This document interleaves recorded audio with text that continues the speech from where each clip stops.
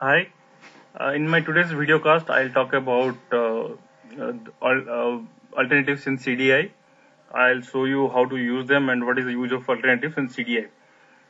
So I have discussed about CDI in my previous videos. CDI is nothing but dependency injection, context dependency injection. So you can inject any class directly from a servlet or an EJB uh, through a simple way. You just create an injection point. Like this, you have to use the annotation inject private, and I have an interface grid service, and I have the corresponding implementation class also grid service IMPL, and I have just implemented the grid service interface, and I have an overridden method here, and in my servlet I'll just create an injection point like this at the rate inject grid service.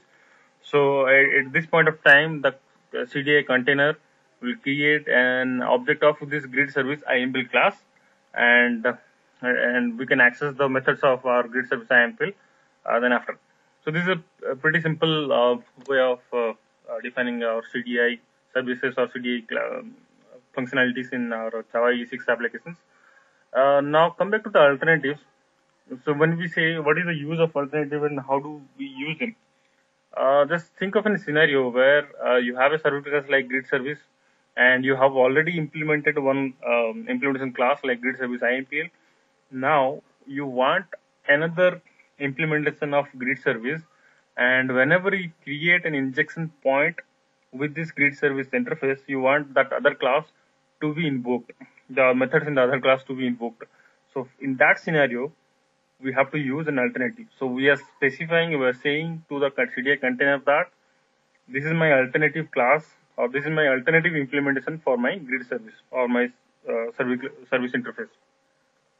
So to do that, it's pretty easy. You create a another implementation class and implement with the service interface. For my case, I have written grid service IMPL ext external another implementation class, and I have implemented the grid service interface. One more thing I have done here, I have annotated the grid service IMPL ext with an annotation called alternative, and you have to specify the same thing in beans.xml. Beans.xml is the core of your CDI based applications. So you have it in web under web folder, and there is an attribute called alternatives, and inside that you have another attribute called class. In that class, you have to specify fully qualified class name of your implementation class. Say example, I have grid service IMPL ext, which is my alternative or alternate service implementation class. So I have to define it here, and using is pretty simple. It's the same way how we have used it. You create injection point like this, private at the rate inject grid service.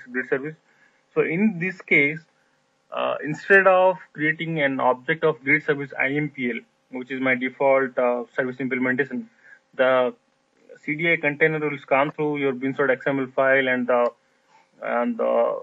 other we'll scan through that beans.xml file and see what alternatives we have present here. So it will just scan through the class, then it sees okay, there is an alternative annotation within the class. So at this point of time, at this point of injection point, the CDI container will create an instance of my other implementation class. So in my case, it will create an object of this grid service IMPL ext, and to that we can directly call this grid CDI method. So this is the simplest example of showing how to use alternative in CDI. So I have used the code is already developed. I have used WebLogic 12c to demonstrate this. So I'll just run through that. So I'll just call my servlet. So here it says uh, entering into this grid service IMPL grid. I've just put log over here.